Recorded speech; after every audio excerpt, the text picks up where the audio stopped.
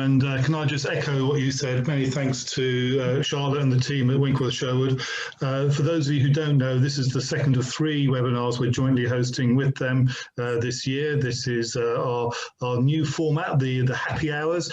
I'm afraid we can't supply you with a drink, but I hope you're suitably refreshed wherever you are sitting or standing. The happy hour programme was developed by the LIN very soon after lockdown and has become a very popular way of us maintaining our networking and information sharing ability. And we've been hosting these virtually every Thursday, it feels like, for the last 6 months or more. Probably even longer than that. Jerome will correct me. The first one we held with Winckworth Sherwood was very much around almshouses and featured the latest report on almshouses by the RICS and their foundation. But this one's very much looking at care-ready housing, and we've titled this sort of jokingly the Regeneration Game, because it's really about how we help regenerate, recover and reset some of our economy around housing for an ageing population. And again, a big thanks to Action Deafness for supporting us as well, and it's great to have Monica here as a BSL interpreter, and welcome to all our deaf friends.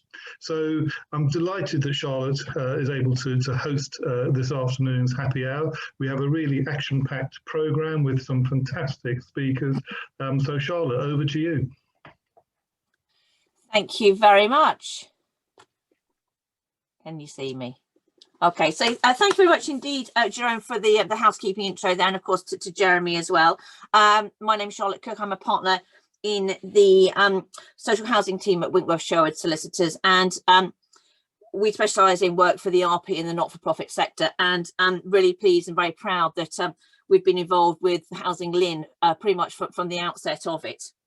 As Jeremy said, this is the second of 3 sessions which we're chairing this year, and the last one was, as Jeremy said, a great success. So guys, you know, no pressure there for you.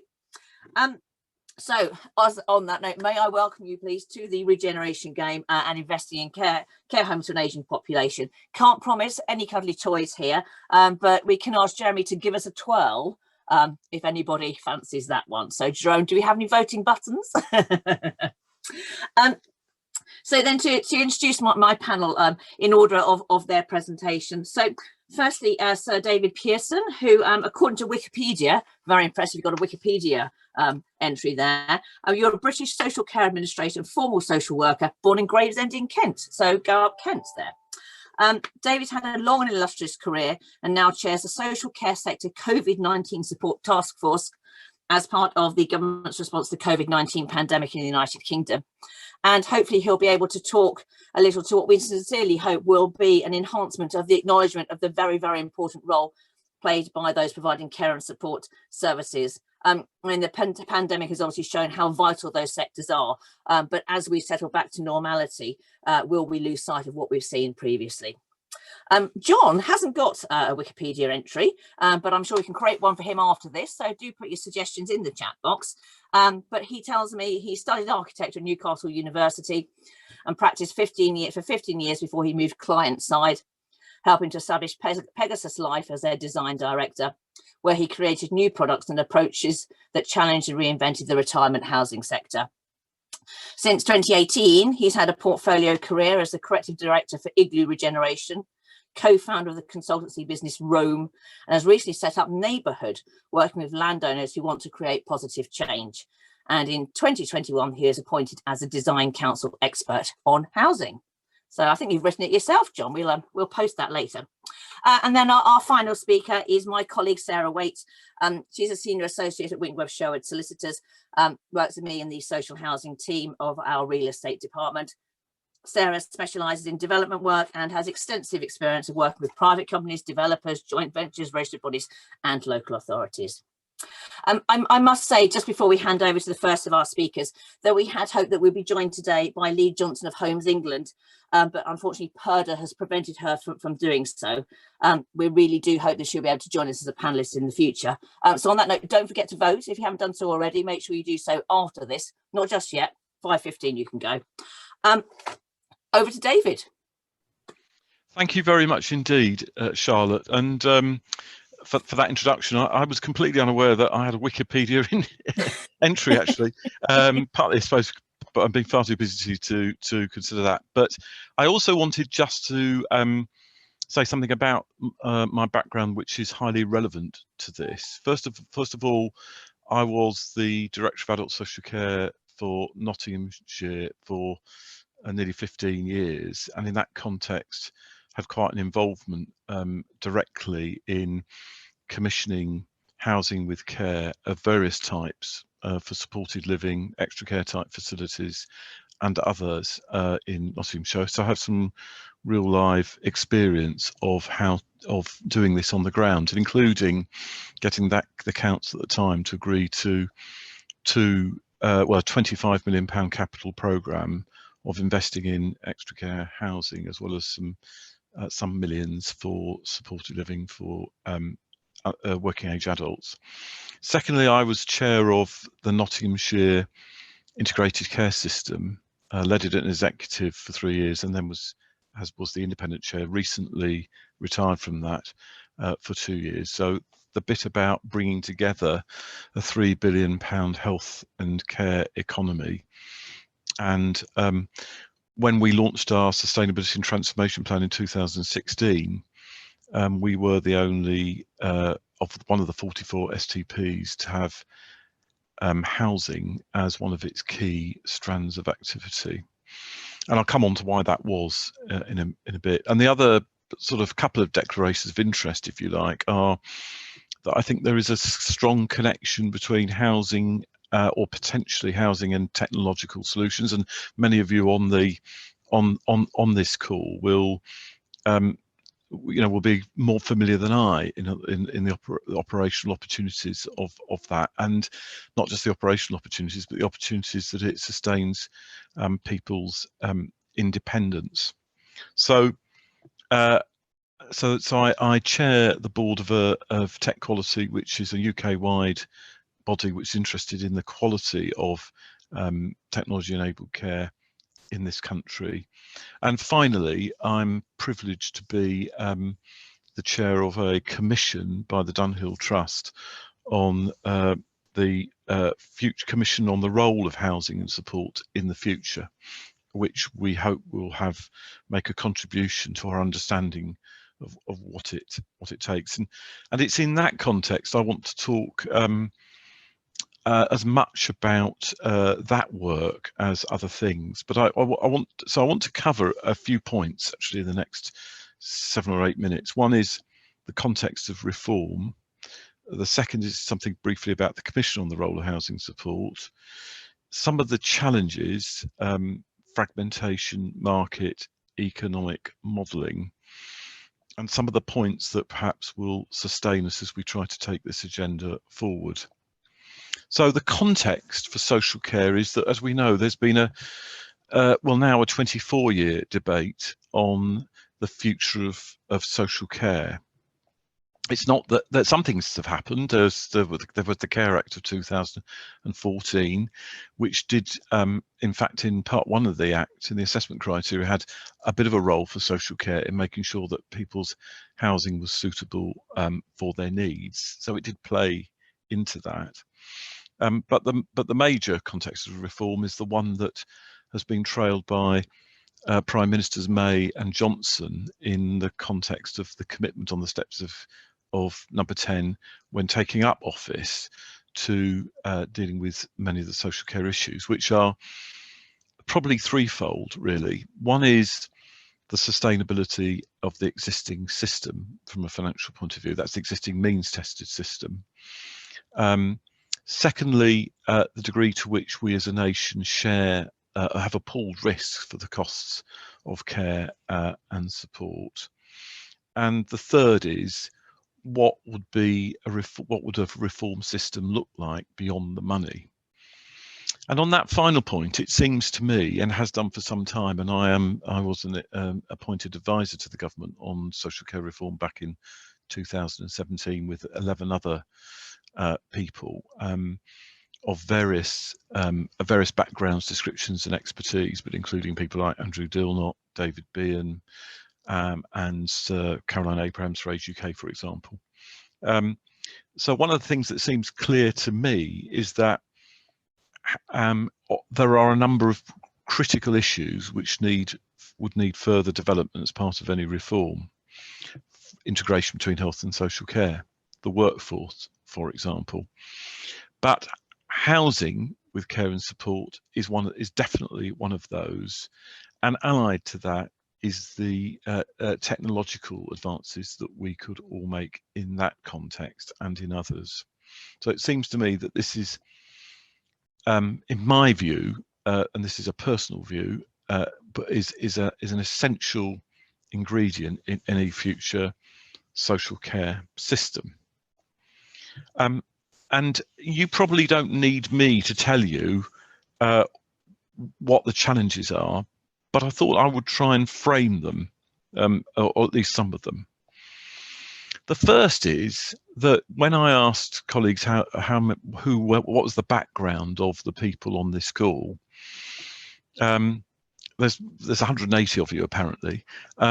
It was very difficult to define the background because you're all from very varied disciplines and interests, and that's fantastic, whether it be local authorities, housing providers, architects, others.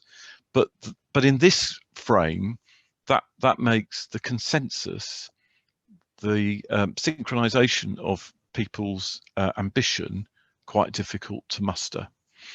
And it's fantastic that forums like this help with that building of understanding and commonality and trust. So that's the first thing. There's a significant fragmentation in social care. You've got 152 local authorities, 18,200 providers, and you've got those provide care and support in 38,000 settings. So it's a challenge to bring all that together. Secondly, the market for this is very diverse. So we've got, as you know, freehold, leasehold, rented. We've also got very different payers for housing and with the care element, and putting all that together in any particular scheme takes quite a long time, and mustering the resources, the expertise, the services from different strands together takes some time. As somebody who's developed different types of, or been involved in overseeing the development of different types of housing with care and support.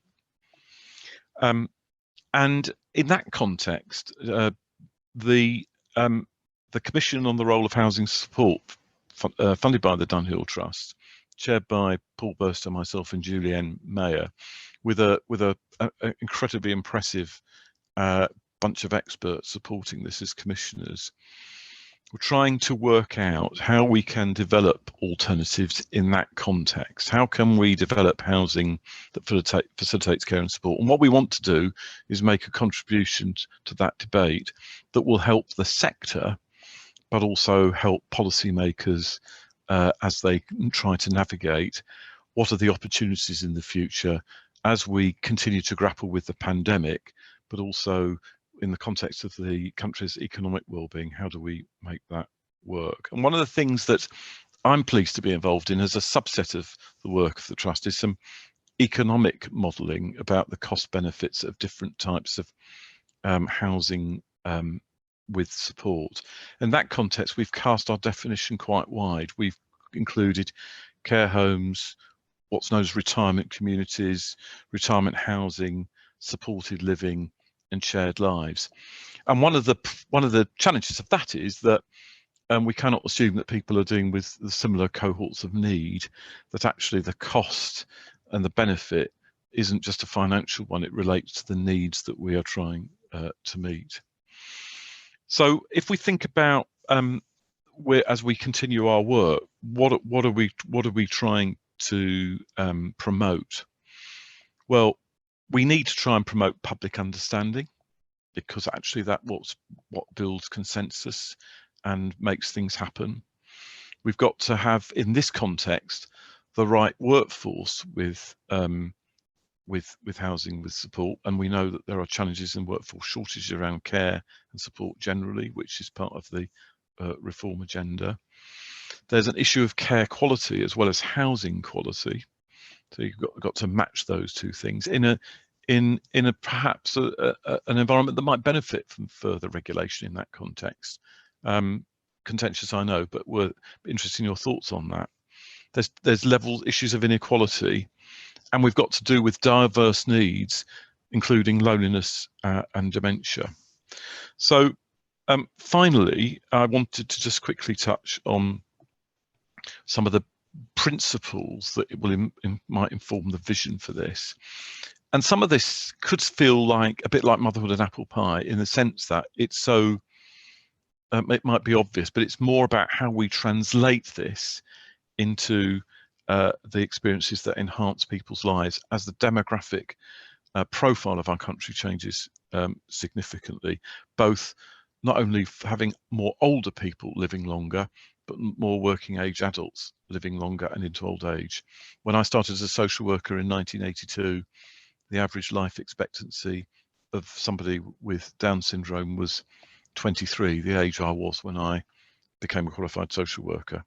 In my 60s, the average life expectancy of somebody with Down syndrome is in their 60s. So it's been a dramatic increase in longevity. So just finally, to mention some principles. We've got to have the housing in the right places. We've got to promote independence. It's got to be person-centered. We want to do with cohorts of need from a planning purpose, but from an individual choice and living purpose, it's got to be something that actually suits people's choice and their ambition. And keeping up to speed with how that changes over time is an important part for important job for all of us. It's got to build on people's strengths and capacities, rather than simply deal with the difficulties they face.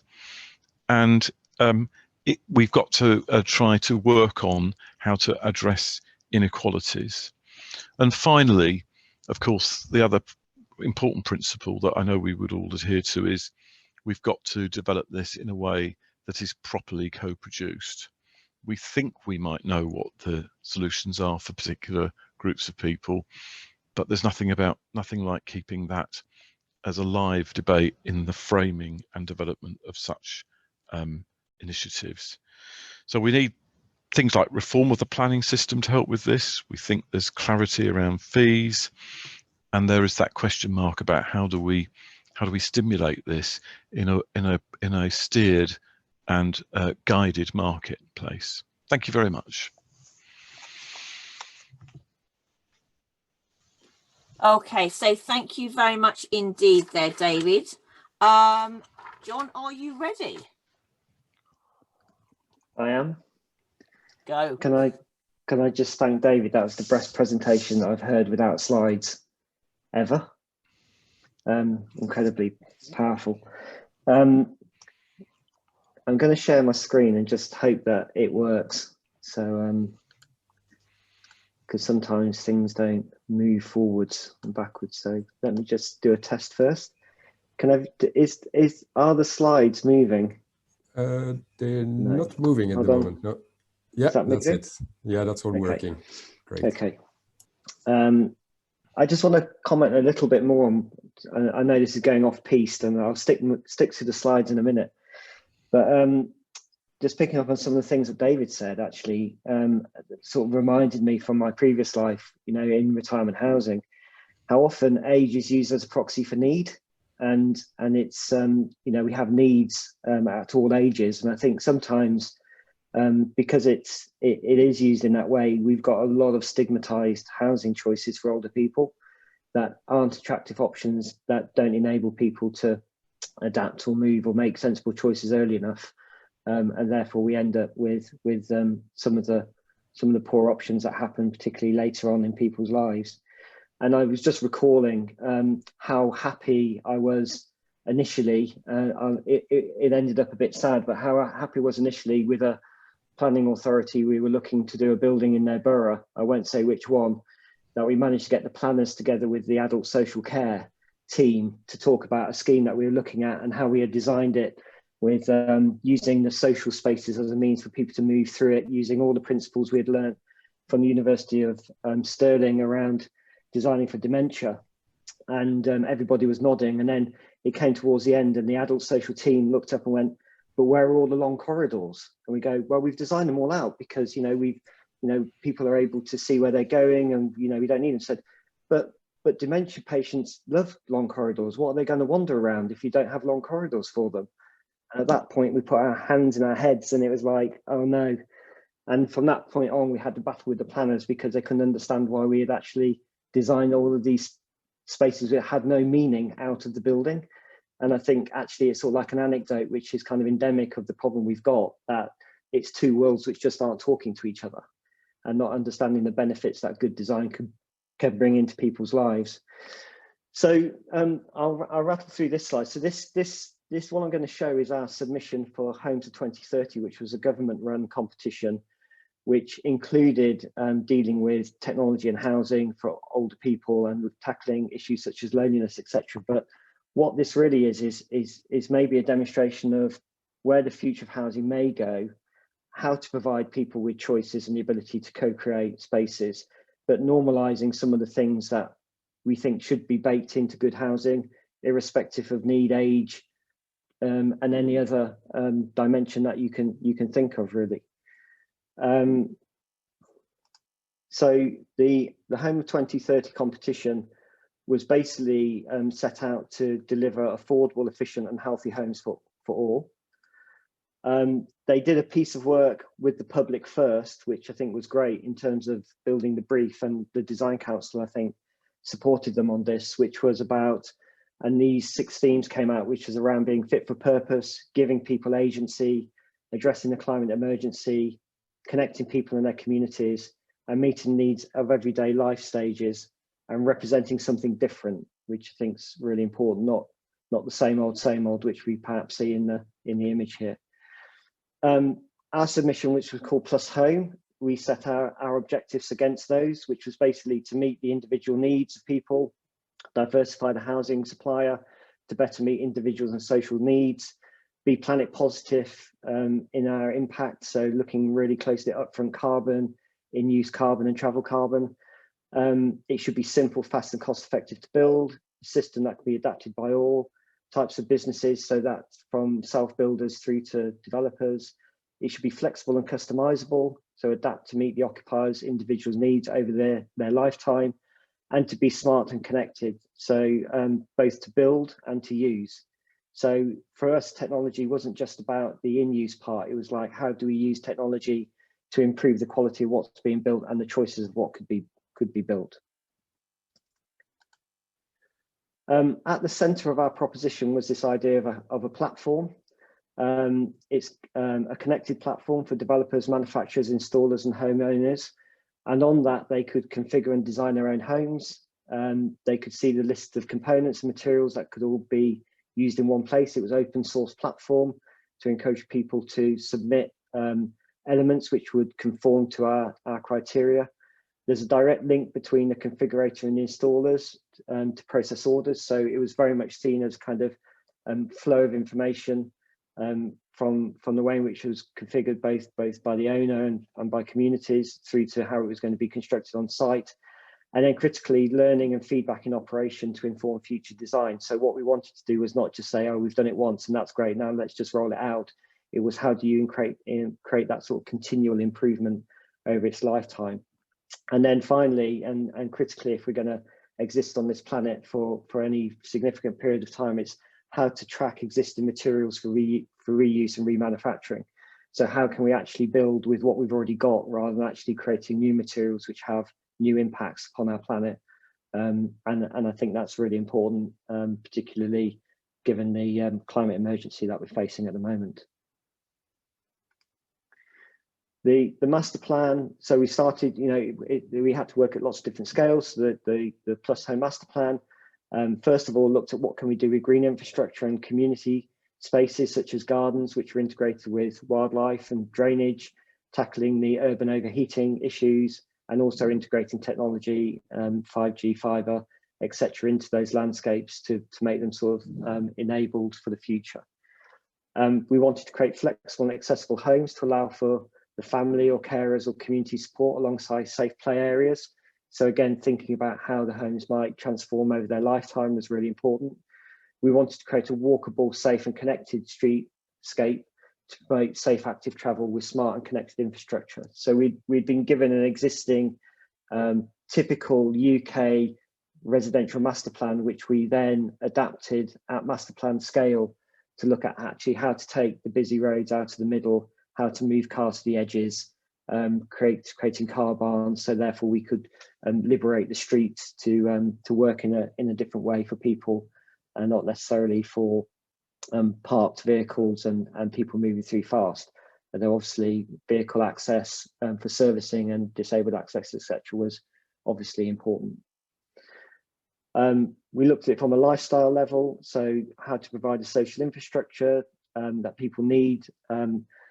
Obviously, we're still in the middle of a pandemic. I mean, anybody who thinks we're coming to the end of it, I think we're sort of slightly misguided. I think we've still got a long way to go. I think we've obviously accelerated a lot of the trends we've seen in terms of working from home, and so therefore building those things into the housing now and providing the opportunities for people to adapt their homes to increase perhaps their ability to work and generate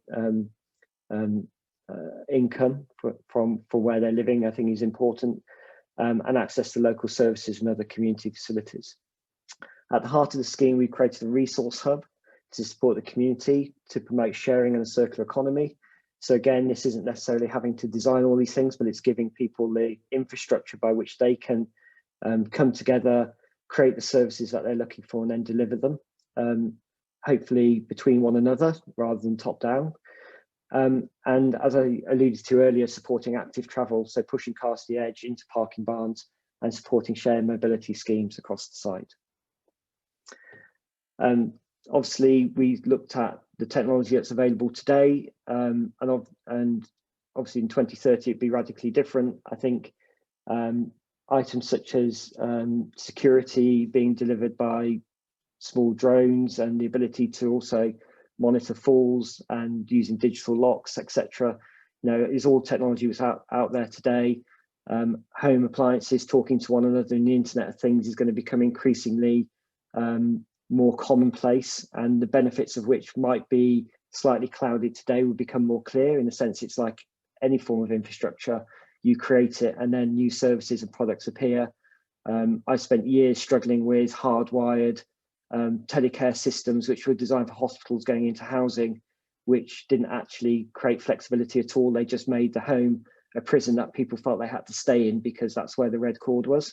And I think now with 5G technology, both in the home but also critically out on the streets, we're going to see many more opportunities for tech healthcare providers, liberating people from sitting in their home waiting for the care visit to turn up, because that's where the technology has actually tethered them to, rather than liberating them from those places in which they live.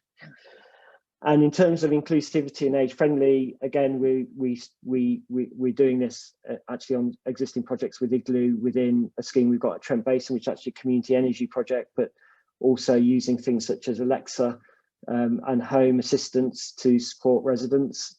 That's obviously none of this is really age specific, you could argue, because people like and can use this sort of technology quite easily and it's readily available. I think designing the homes so that they're adaptable to suit lifetime needs, including converting floors for carers, rental or independent living, was really important to us. So somebody can stay in their home, maybe when their family decreases in size, but they could sublet parts of the dwelling, and it's designed in such a way that circulation spaces still enable them to have privacy or connectivity, depending on what they want, and providing accessible and inviting community spaces for play and events.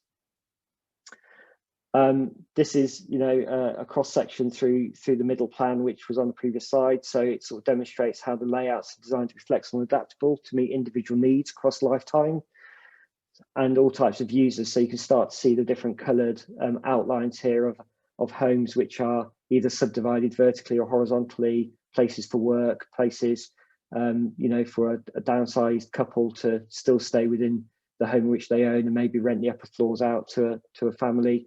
And we think having that kind of flexibility designed in is really important. It means making homes slightly bigger and getting back to more European space standard. in which case it becomes even more important that we look at the fabric design of these buildings to make sure that things such as running costs, etc., don't become too difficult, especially as we move to a sort of decarbonised energy source, which is only going to make it more expensive to run these buildings. So passive house, zero energy projects are incredibly important and valuable, and we need to learn how to deliver that at scale and close that performance gap we currently have in the current built environment. So this sort of picks up a little bit on that in terms of passive and active systems. So using passive design focused to minimise upfront energy and carbon, self-sufficient low energy homes with a mix of community and individual electricity storage solutions, layouts which actually minimise external facade, and Masterplan designed to maximise passive design and minimise overheating. And the Plus Home platform pre-approves components with compliance with passive house standards, with homes designed to, sorry, this box is hiding half of my text, designed to ensure passive house compliance with future flexibility. So that's all a part of the platform thinking that sort of comes into our proposal. That basically means that when you're designing, making choices, you know that they're actually pre-approved with a passport to work in a particular way, deliver the performance, but also be available for reuse into the future. The materials bank that's created, so the structure and skin utilise low carbon and locally sourced timber with bio-based and recycled materials for insulations, roof tiles and finishes. And the components are designed from structural cassettes to services through the home configurator, allow for easy error-free assembly and disassembly. And basically the whole thing is a marketplace to ensure all components deliver upfront zero carbon, and links to supply chains and material specifications available. So that whole idea that effectively we're building materials banks for future use, again, is really important.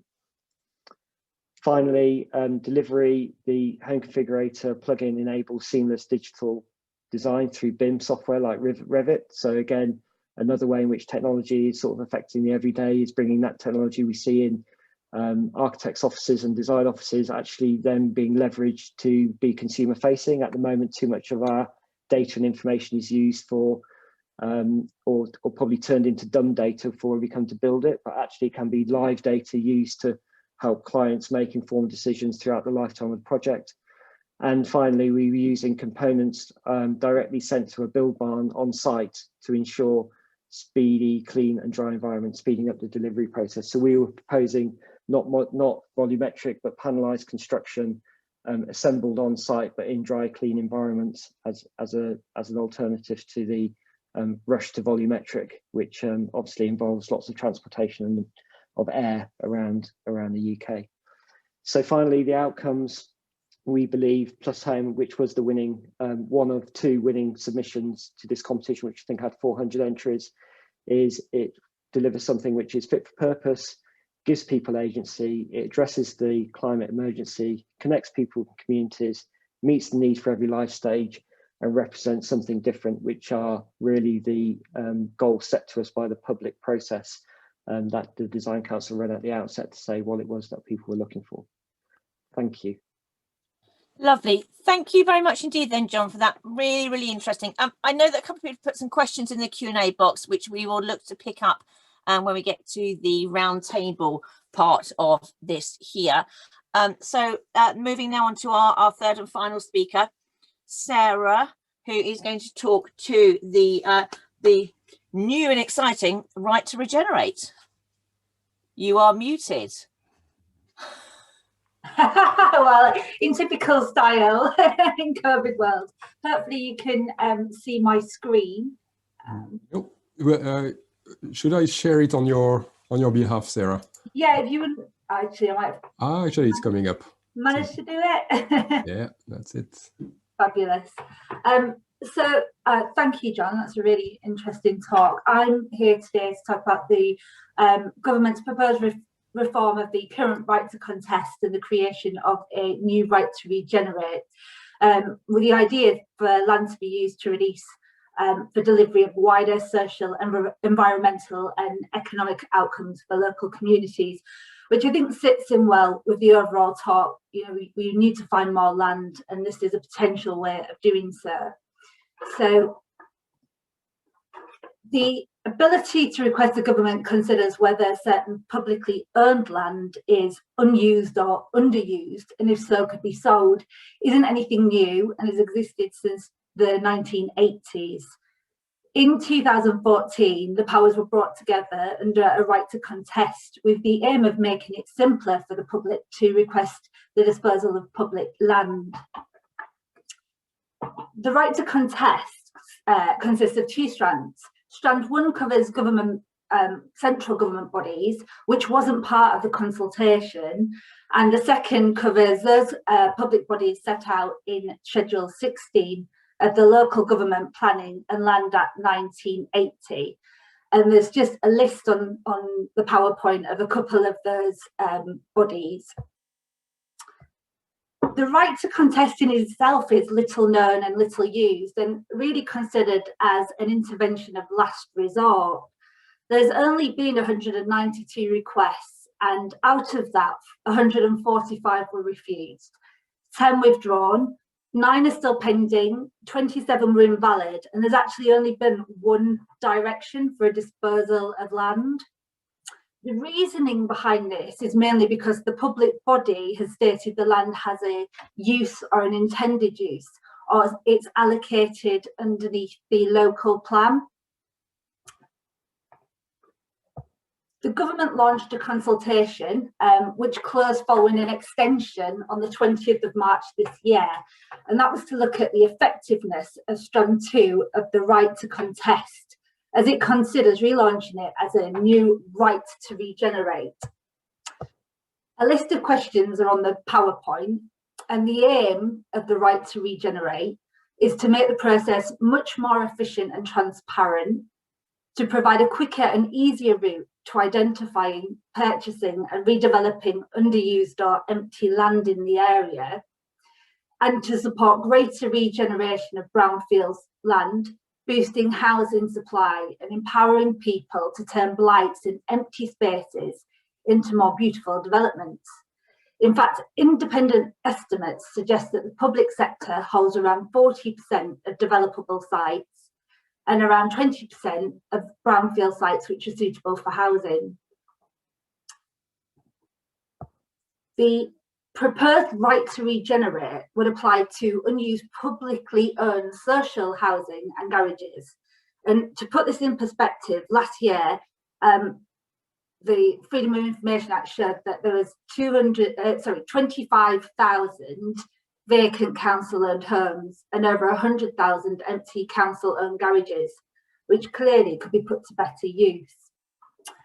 As the consultation's now closed, details of organisations' replies are on the internet, and this does make very interesting reading. It's clear there's a desperate need for high-quality affordable housing across the country, and the Community Land Trust and wider community-led housing movement has plans to develop 7,000 homes in 2025. This, I think that, you know, it's clear the right to regenerate could considerably assist with these proposals. The consultation considered several factors, including whether there should be a right for first refusal. For community land trusts, the right for first refusal to buy land and buildings at an affordable price is obviously very welcomed.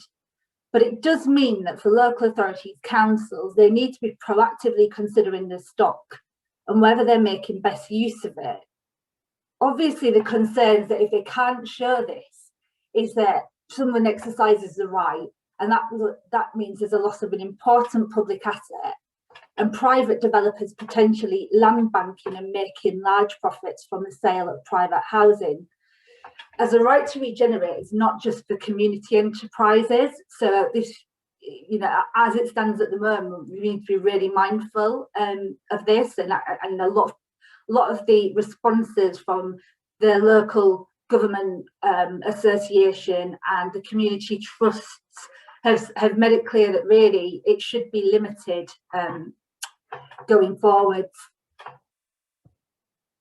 Under the proposals, public bodies in England would need to have clear plans for the land in the near future, even if that's only temporary before a later development use. If the land is kept too long without being used, the council could be compelled to sell with the public given a right of first refusal to buy it. Now, in response to the consultation, the local government association raised concerns that ordering a sale where temporary uses cannot be identified not only risks undermining longer term development strategies for local areas, but also does not guarantee the land will subsequently be brought into effective use to deliver local community benefit. The current rules as they stand, being the right to contest, do not include for a right of first refusal. And the government sees this as disincentivising people from making requests, especially community groups who might find it difficult to raise finances quicker, and therefore puts them in a more disadvantaged position to, say, a private developer. The inclusion of a right for first refusal for communities is seen as a game changer, provided that the government takes into consideration the social value of land and buildings when determining the price. So not just looks at making the best possible open market price it can achieve. The consultation asks whether applicants should consult with a local authority, allowing requests submitted under the right to progress more swiftly. Now, to me, this seems a no-brainer. It's a sensible approach, and both parties need a collaborative relationship going forward, particularly in planning terms. The consultation invited views on whether the conditions ought to be imposed on the disposed land. So, for example, only allowing a sale or a disposal where there's an intention to redevelop the site, or including overage obligations. The response to the consultation from the local government association questions the need for rights to contest or right to regenerate at all, given that 97% of councils in England now engage in the One Public Estate programme. This supports bodies to identify and release surplus land, with particular emphasis on repurposing public land for housing and economic uses. So potentially there is another avenue here available. The new right to regenerate is potentially a step in the right direction for the public to buy into developing their area and use and the use of land and buildings for the good of the community. But we do need careful consideration of the details of the right and establish whether this proves to be a helpful tool for communities or not. Thought should also be given whether the right should extend to central government-owned land and privately owned land, which blight communities and is very often sticking point for people.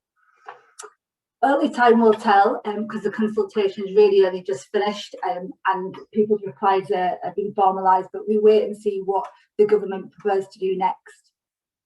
Thank you.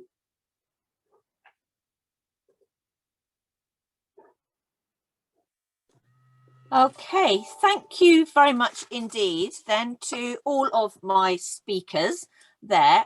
Really useful, interesting points. As I said, I've noted that there are a couple of questions in the Q&A, which we'll look to come to shortly. Do please keep those coming in, questions, comments or bits and pieces. But in the meantime, my initial thoughts stemming from the three of the presentations taken together, main themes of a need to communicate. I've been in this game for a very long time, and if I hear any more people talking about let's get the link between housing and health, housing and social care together, let's just do it, I think is the main thing there, and getting people to actually communicate. I don't know whether through the pandemic people, and because of the task force and various things have been set up, we are seeing a bit more of a push towards doing that. Certainly us meeting over Teams and Zooms does sometimes make things easier to get people together, particularly people who are sort of spread out around the country. So hopefully that's something that will come out from this. And the other theme that I saw coming out from those discussions, those presentations there, is the question of choice, and the choice that we offer to people. I think it seems to me that for a very long time, that in all of our worlds, whether it's housing, health or social care, we've rather deemed what we think appropriate for people, as opposed to offering them choice of the things that they want. And hopefully what's coming out of this, what's coming out of the speakers here, is that we need to do that a little bit more.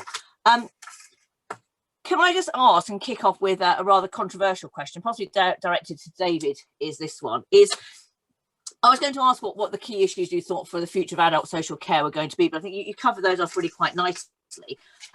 But are we ever going to see a social care white, green, or indeed any other colour paper coming forward, which will actually include proper provisions for a joined up working system between the various sectors? Well, Charlotte, I hope so. and I've worked through most of all of the 24 years since the first commission was set up in 1997, and have been publicly an advocate for social care reform. I think the fact that it has been a commitment of various governments of different persuasions, so this is clearly an apolitical point, is means to me that this in the end there will have to be reform. The nature of it, of course, is a critical factor, and the degree to which it covers all of those three ingredients of two of which are about finance, but actually they should be obviously driven by the ingredients of the system. But I do think that things like integration, elements of integration are included in the health and social care bill, so there are already ingredients there. There continues to be work on, for example, as people on this call know, the housing and care element continues to be work on those things. So I suppose I'm a relentless optimist, Charlotte, in the sense that I think that I cannot find anybody, let's put it this way, from any of the political classes, or from people in the sector, or from the public that know, who would disagree with the need for reform. And of course, finding some of the funding in order to do that is quite critical. So obviously the view of the Treasury is significant, but I think there is a strong momentum, and I think what the pandemic has done, in ways that I wish hadn't been necessary, because I wish we hadn't had to live through it and it had had the impact on the social care sector, has highlighted some of the issues to more people across the country, more of the general public, that in a way that we must take advantage of this situation and use it a way of building for the future. So it's not an unequivocal yes, but it's an optimistic yes, because I do think it will happen. It's just a question of when and how. What the ingredient? Yeah. Can I please come do in on that one? I think unfortunately necessity is the mother of invention, and it's going to come about through crisis, not through design. And I think it doesn't take a rocket scientist, as you know, to figure out that the patterns and the way in which we live affect how we look after and care for each other. And in a sense, I think, unfortunately, it is going to take crises to make these things happen, because people have had enough time to figure out that actually we should be doing it, and they've not done it. I think that's very wise. I think this lends quite nicely to a question raised by Gus in the Q&A, which I think goes to, we've all read in the newspapers, they're clapping for carers, etc., that the pandemic has seemingly fostered a more community spirit amongst people. But do people think that is correct, and will we continue to ride out on that one? My concern has always been that in our world, that health and social care has never seen as sort of sexy enough. Development is, and that's what people want to do. But the health and social care side is never as supportive. But John, lots of things that you were talking about in your presentation are really whizzy and exciting. How do you convince people to use those? And I suppose the flip side of that, if you have too many whizzy gadgets, does that then detract from people actually speaking to each other? I know we've all spoken very much at the moment about not being able to get together because of the pandemic, but Is there a conflict there? Yeah, look, I think it's an interesting thing. I'm just thinking about my own situation. My partner's a GP, and I think slightly finds the clapping for the NHS a bit weird, because you'd rather have the money. People in the NHS go into it not for that, you know. They're caring, thoughtful people. I think what's interesting, and I don't want to label the whole NHS technologically Luddite, but it's amazing how, you know, both from a systemic level in terms of IT implementation in the NHS, through to a lot of the GPs I know just on their mobile devices, the two worlds seem to be quite far away. You know, for what is in hospitals obviously incredibly high tech environment, the people in it are probably rightly far more focused on the people than they are on the technology. And yet technology can do so much, you know, assistive robotics, data sharing, you know, remote connectivity, etc. And I think we will, again, you know, it's my, you know, mother of the necessity point. I think we will get to a point which the two worlds will come together, but I don't think it's going to be quick, because I think those two worlds exist in quite separate spheres, unfortunately. Sarah, can I bring you in there? Just thinking not with your right to regenerate hat on, but with your development solicitor hat on. We always look, when we talk through our development contracts, about the need to future-proof our developments. And John was talking about some very whizzy things about altering layouts in rooms, etc., to make them future-proof. But when liaising with your housing associations and developing entities, what are the challenges that they come across in looking to future-proof? I presume cost is the main one.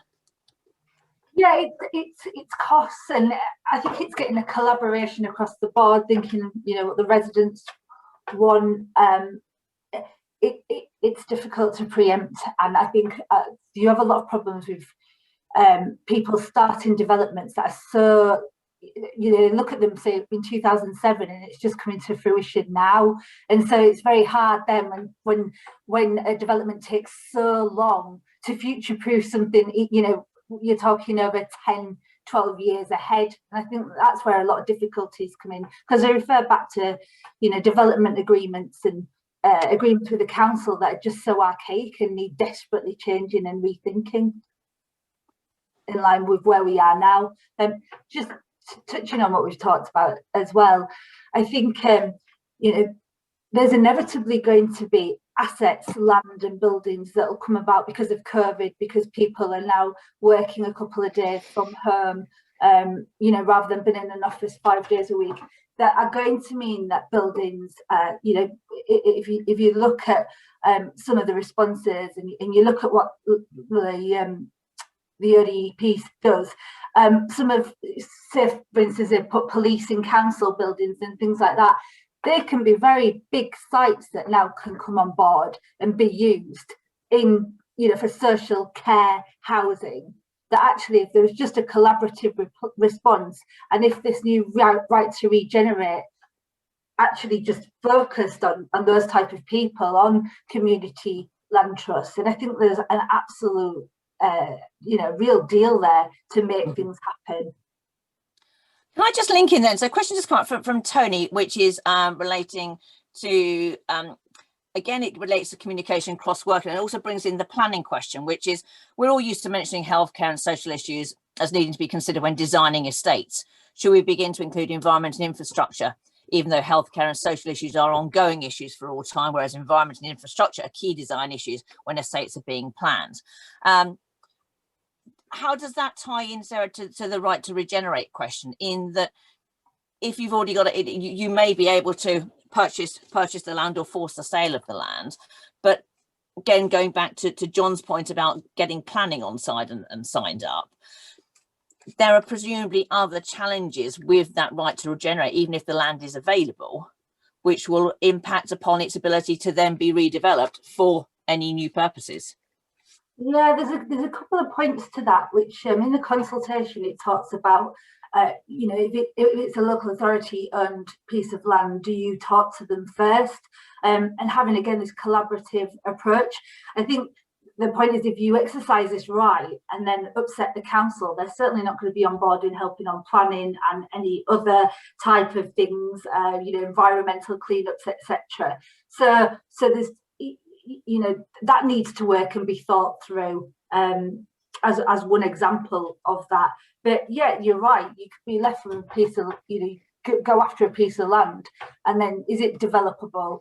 Is it just going to sit there then, not being touched? And actually, you'd have been better leaving it with a local authority who had a longer term plan and could have done something for the community in a better way. And also thinking about private developers, if that right to regenerate applies to private people, then, you know, does that mean that they've got more liberal planning rights, that they're not under all the, you know, particular rules that applied before? And I think a lot of the architects are worried about that. So it's certainly one to think about. John, do you want to come in there?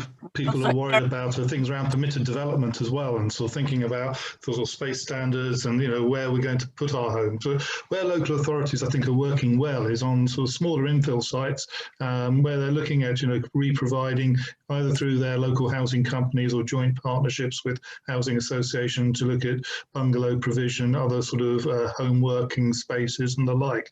And we've seen through the HAPPI Design Awards several schemes that have been built to very good quality, which have met the HAPPI standards and won local awards. So the Greenwich Council, some of the work that Newcastle have done, for example, just spring to mind. Mm-hmm. Yes, we shouldn't be completely down on local planning authorities. Some of them are indeed doing some good things. Can I just before I bring John in there? Oh, sorry, no, go ahead, John. It's fine. Sorry. No, it's just interesting, and I mean, sometimes a lot of the issues aren't the system. You know, it's the people, can be the people in the system. You know, so permitted development's an interesting one. Is it's obviously open to abuse, but it's also an opportunity to do great things. So we actually, in a previous life, won Best Retirement Housing Scheme in London for a permitted development scheme. You know, and some of the apartments we produced in that scheme were better than some that we did in some new builds. Mm-hmm. So if you've got the right ethos or principles around what it is you're trying to do, those mechanisms can be great. But similarly, if you wanted to do, instead of doing 30 homes, you wanted to do 70 shoeboxes, it also allows you to do that as well. And therein lies the problem. And I think that maybe, you know, it was interesting. It was Mayor of Manchester, help me out. Andy Burnham, who I think coined with Demos in that report, the shifting from, you know, care homes or care house, you know, this moniker of housing with care is where that came out from. And I think there's issues around language here, around how we use it. But I would say that another shift that might help is thinking about social architecture. You know, an architecture which is inherently social in its nature, tackles issues such as loneliness, increases connectivity between people. And I think that actually there's community groups or co-housing groups that come together are naturally inclined to create social architecture. And, you know, I would say, linking that to the right to regenerate, the opportunity for maybe groups of people to be empowered to make their own places, which are therefore they have ownership over, not just fiscally, but also in the way in which they're used and they're operated, and the way in which they share spaces between themselves and inhabit it. I think could be fantastic and powerful. And I think actually we've got a lot of very talented architects and designers working in this space who you know, almost by default, because we're doing this. I know in planning they're looking at introducing, you know, pre-conditioned things that if you do it, you'll get planning permission. Well, one of them could be if you work within this sort of social architecture framework, which you could create, then go for it, because I think it'd actually be quite easy to demonstrate what that means. I think, yes, that's very, very, very interesting. I think one of the other points coming from the Q&A is that when developing anything, you should not just look at purely the one level. It should not just be about the finance. It should not just be about the property. It should not just be about one individual thing. We're quite siloed sometimes in our thinking, and bringing it all in together is very important. David, a question came for you, is to given your experience across the board and given your work with the COVID task force, how do you engineer sort of that co-working, that co-production between those various teams, which sometimes to our minds can seem very much at odds with each other? How do you bring people together?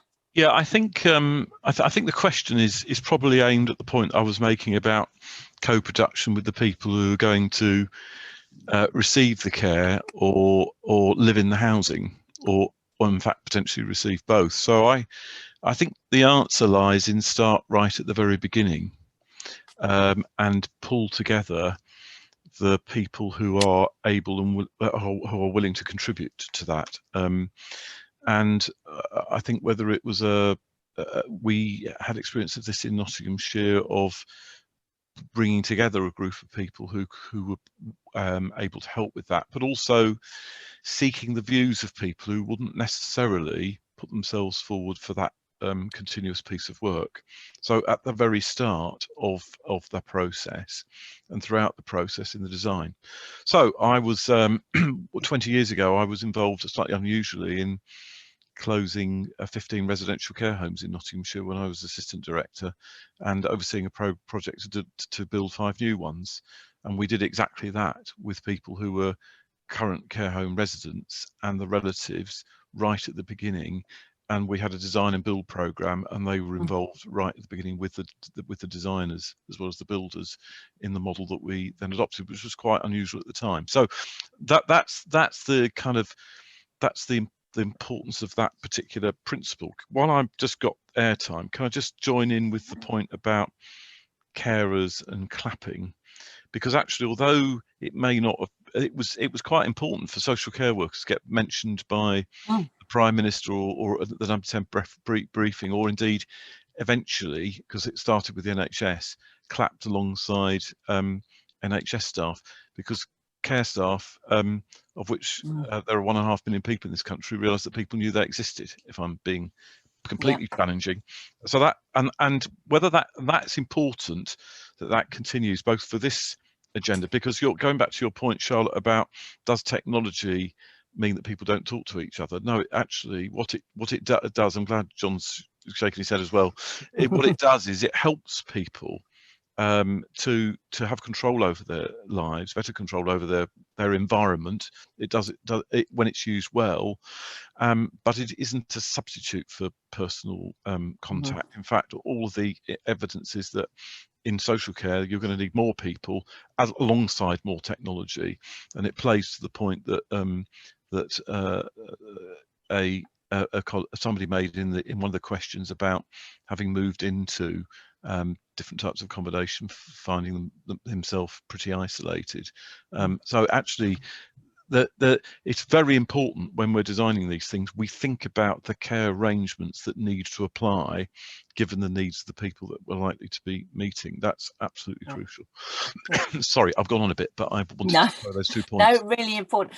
I think, to my mind, this is very much, we are sometimes so focused, and developers, particularly from the private sector, are focused on delivery of units at a cheaper delivery as possible, bringing as much profit as possible. That's the way they work, and they do contribute to the economy, etc., etc.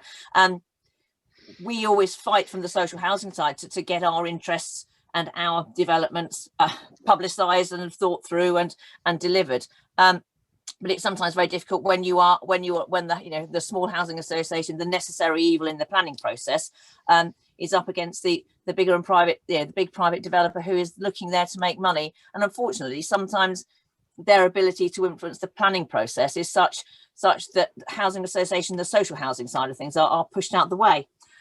Let me just go back to the Q&A, just check if there's any other general themes that we just want to pull out. We've got a few minutes left.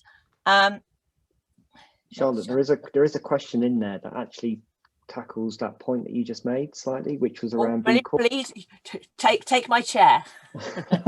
No, sorry.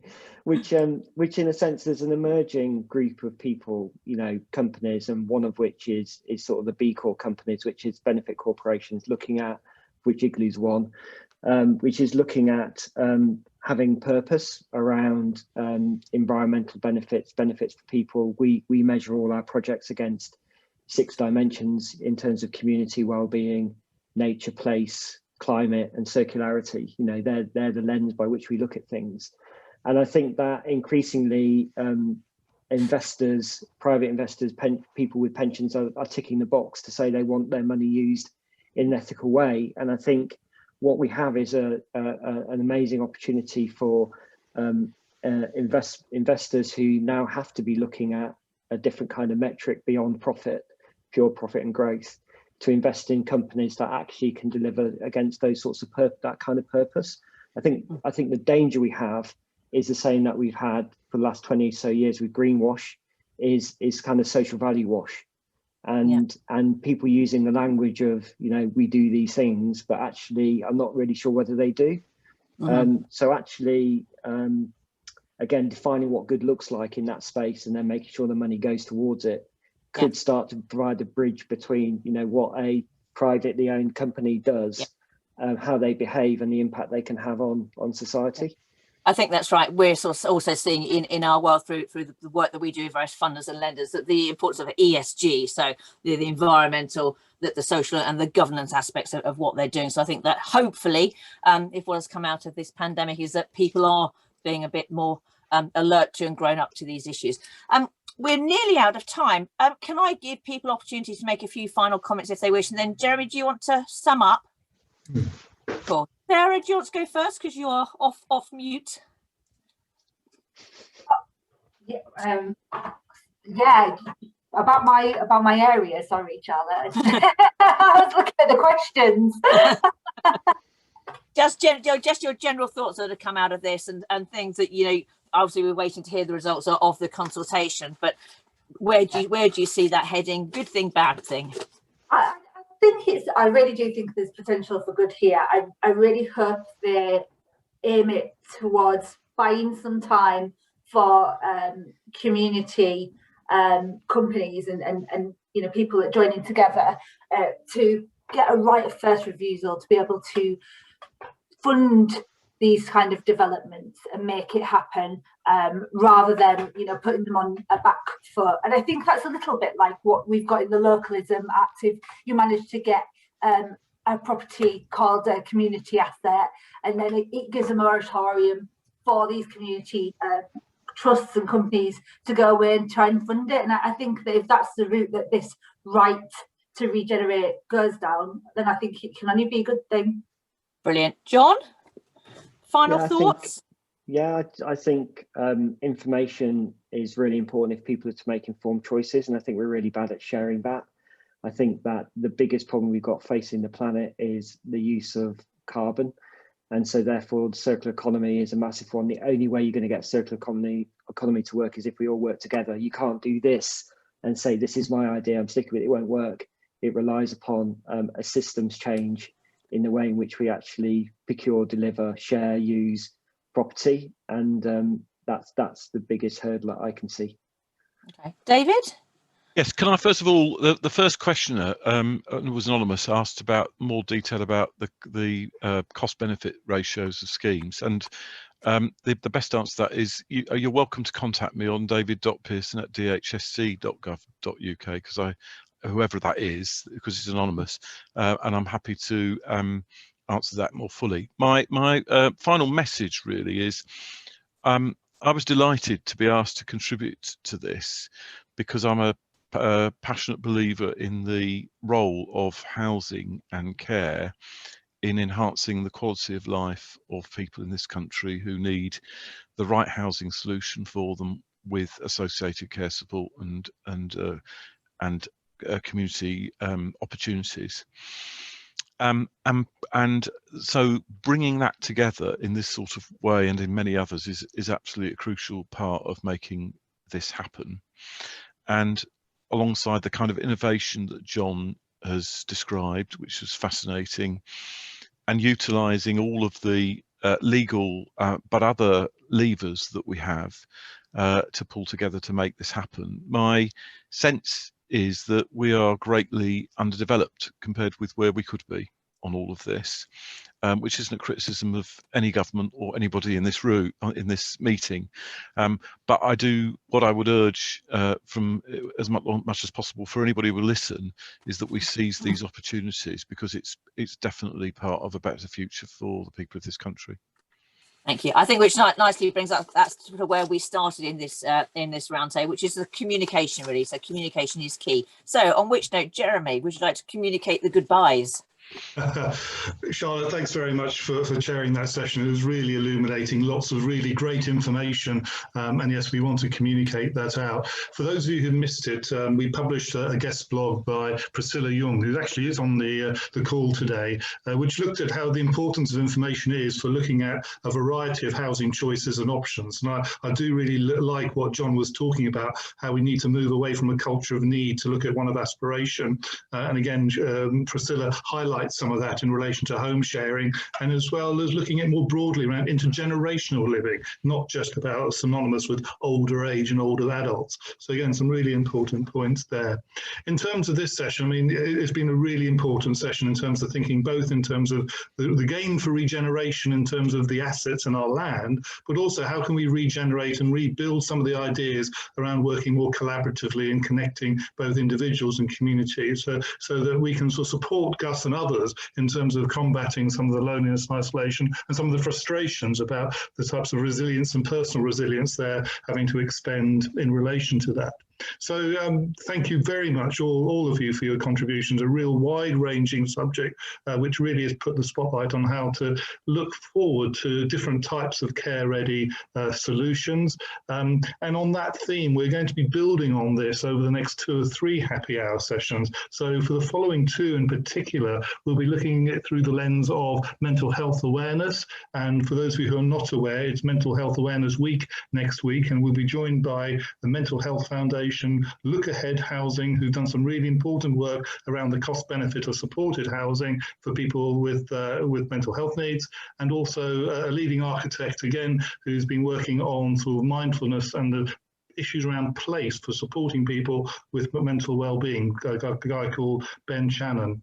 And for some of you, highlighted issues around dementia as well. We're following up the APPG report with the final happy hour, looking at some of the key recommendations from that report on the 20th of May. So please do join us. I hope you really enjoyed this session. The PowerPoint recordings and the presentations will be available shortly. We'll let you all know, because I know many of you want to sort of either listen again or want to share them with your colleagues. And can I, on behalf of the Housing Link, can I thank very much both Winckworth Sherwood for co-hosting this today, also Action Deafness and Monica for your tireless way that you have been assigning this afternoon. I know many of us talk too quickly and also on very technical matters. And again, thank you both to David, Sarah and John for 3 excellent presentations. Thanks for joining us, and I wish everybody a very pleasant, well, where I live, the sun's come out, so hopefully a sunny afternoon. Lovely. Thank you very much, everybody. See you on the next one.